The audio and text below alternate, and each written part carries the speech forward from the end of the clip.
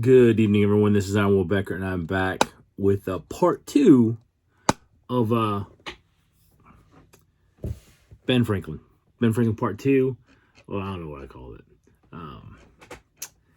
And this is the next four of his virtues that he worked on, okay? In the first one, we talked about the first five. So, number 6. Industry. Lose no time. Be always employed in something useful. Cut off all unnecessary actions. Man, sounds kind of familiar to something that we hear today, being said by some of the entrepreneurs, and that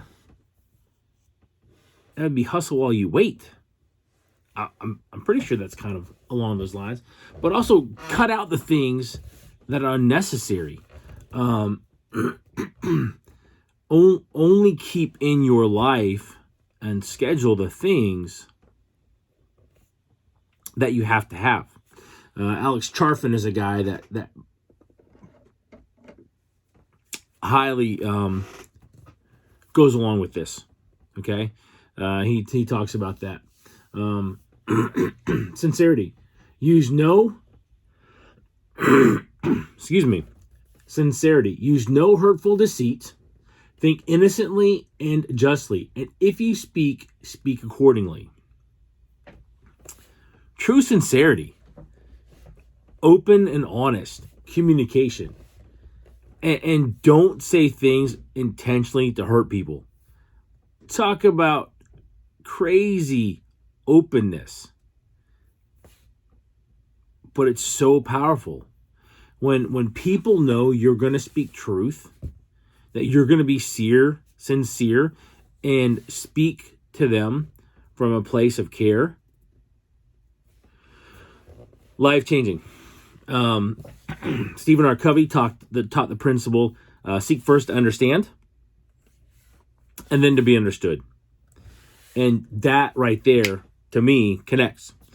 Because you want to be sincere. And for some of us, personality types, not to point any fingers at anybody I may know, that can be a challenge. But in short, just know it pays off. Just know it pays off. One of the ways that sincerity, or that, to me, that kind of ties with honesty too, is if my wife says I said something, I must have said it. I must have committed to doing it, because otherwise I wouldn't have said it to my wife. And that has, I think that has really been a benefit, because that's also become kind of a thing in our household. If my boys say that I said something, I'll ask Lauren, do you remember? And if she says no, I must have said it. So I've got to uphold my word. Number 8. There's number 7, number 8. Wrong none by doing injuries or omitting the benefits that are your duty. Be honorable. I'd say that one. But justice. Wrong none by doing injuries. And really, when you look at the possibilities and some of the things that people choose to do, man, that's kind of important. To be just, to be honorable in your dealings with your fellow man. Yeah, salesmen have gotten a bad rap because of some of the shills that have been out there, and just the negativity and the swindling kind of things they've done in the past. So yeah, it's good to see businesses that operate openly and honestly, just clear communication. I was in an event this weekend, and the speaker talked about when 2 of our business partners, 2 of the leaders in the company, one sold a house to the other. literally on a handshake. Gave the guy the keys right there. Here you go. Because the trust was so high that was it. Boom. Here are the keys. What kind of relationships do you have? Do I have where I can give somebody the keys? I just gave a good friend access to my home. Because I know my home and my family is safe under his watchful care. And if I never needed him to be at my house for some reason, I want him to be able to be there. Moderation. Excuse me. Avoid extremes. Forbear resenting injuries so much as you think they deserve. Moderation. Avoid extremes.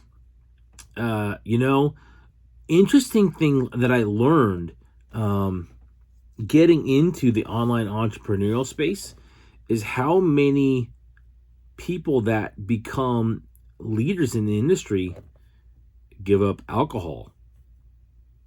Some completely, some not. And I kind of hit on that last time on the temperance, but this could be more. He could mean this more in moderation and speaking, and in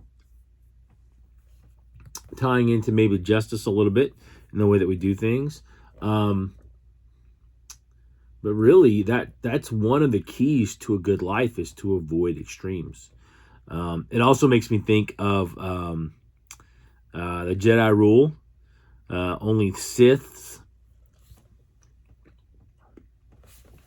Only the Sith deal in absolutes. We want to be mindful and moderate our speech, moderate our activity, and be mindful of that. Even fitness guys that I'm connected with online, they are not fitness 24/7. They're not fitness 8 hours a day. Oh, they might have some classes they teach. They might do some events over a weekend, but they're nowhere near like fitness all the time. So, all right. To recap all 9 of those resolutions: temperance, silence, order, resolution, or virtues, I should say, is what he called them. Resolution, frugality, industry, sincerity, justice, moderation. And that's part 2. If you haven't read Ben Franklin's autobiography, there's a couple different versions out there. There's one that's kind of like his original, and there's which his son helped to kind of put together after his death. Excuse me, guys. And then there's a couple other variations where people have done research and brought in more material. And I'll be honest, I haven't looked at any of those. But his autobiography is a really good read. I read it last year, and I will probably end up reading it again in a couple years because it's just a good reminder of such industry and thrift, such planning and preparing, and maybe some of it was risky. He felt it was, but I know looking back to what he had done, it looks like genius to us. So, ladies and gentlemen, if you get value from this video, please like and share it. If you know somebody that could use this content, share it with them. If you're on one of the video channels I'm on, please subscribe. My goal is to reach 25,000 people in 2022. And that's because I believe that, well, first of all, I know that leadership education changes lives for the better. And 2, that we can make your community, your country better by you becoming a better person. Now, I'm not the judge of that. That's you. However, if you're looking for somebody to help you with that, that's what I do at Turning Leaf Solutions, is I help people level up their leadership. Okay. You can go to Turning Leafs. That's LEAFS.com. And on that website, there's a Calendly link at the bottom of the page. You can hit that and book a free consultation. And we'll get to know each other. And I believe I'll show you that I can help you. So, my friends, if you get value from, you know what? I already covered the value part. Look, go out and make it a great day and make it a great week. I'll hit you guys up again here soon with the third part. And I really appreciate you being a watcher on the channel. And James, I hope you enjoy this one too. Catch you later.